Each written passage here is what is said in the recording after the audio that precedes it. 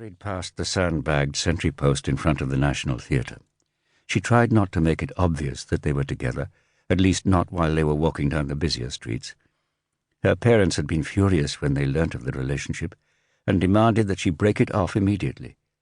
Her father had actually threatened to throw her out of the house, and she knew he would be as good as his word.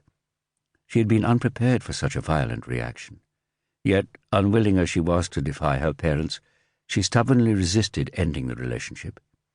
Instead, she stopped talking about him and let them think it was over, but she carried on meeting him in secret.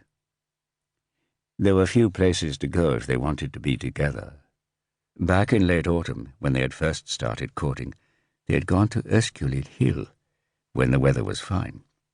But now, in the depths of winter, their options were very limited.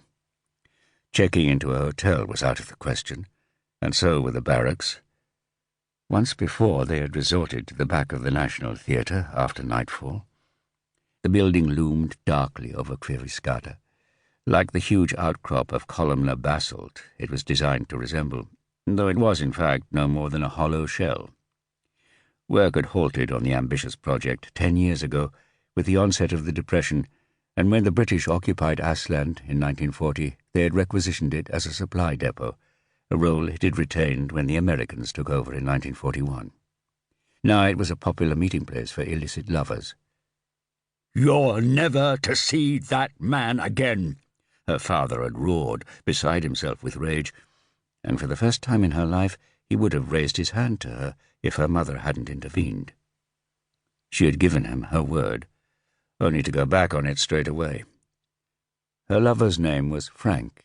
He came from Illinois, and he was always clean and neat and smelt nice, and he had beautiful white teeth, and such gentlemanly, polite manners. They had talked of moving to the States together when the war was over. She was convinced her father would approve of him if only the old man could be persuaded to meet him. It wasn't as though she was the only one, as though their relationship was unique. At the beginning of the war, Reykjavik had had a population of 40,000, but since then tens of thousands of servicemen had poured into the town. Liaisons between soldiers and Icelandic women were inevitable with the arrival of the Tommies, and they rapidly increased in number when the Tommies were succeeded by the Yanks who, with smarter uniforms, more money, and better manners, were almost like film stars to the locals. Language was no barrier. The language of romance was universal. But such was the resulting moral panic that a committee was set up to deal with this scandalous state of affairs, which came to be known in all its manifestations as the situation. She didn't give two hoots about committees and the situation as she dashed across Kvirskata with Frank from Illinois. It was a chilly evening in the middle of February. The wind whistled around the man-made castle of rock, designed to resemble the elf palaces of Icelandic folklore. On entering the imposing theatre building, audiences were supposed to imagine that they were stepping inside a mountain, being transported to the gleaming halls of fairy tale. But for now, the sentries, huddled behind their barricade of sandbags, paid little attention to the pair who hastened round the corner, taking refuge from the street lights. She was wearing the warm coat she had been given for Christmas. He wore his army greatcoat over the uniform she found so glamorous. He was a sergeant with men under his command, though she didn't know exactly what this entailed. Her knowledge of English didn't go much beyond yes, no, and darling, and his Icelandic was no better.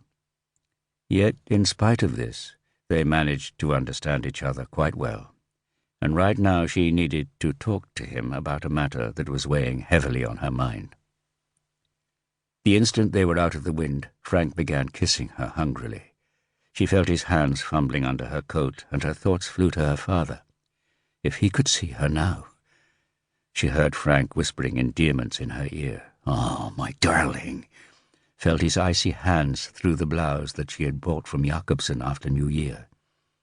He stroked her breast through the thin material, then unbuttoned her blouse, touching bare flesh. She remained passive, inexperienced in the ways of love-making, though she usually enjoyed kissing him and felt a hot frisson run through her body when he touched her.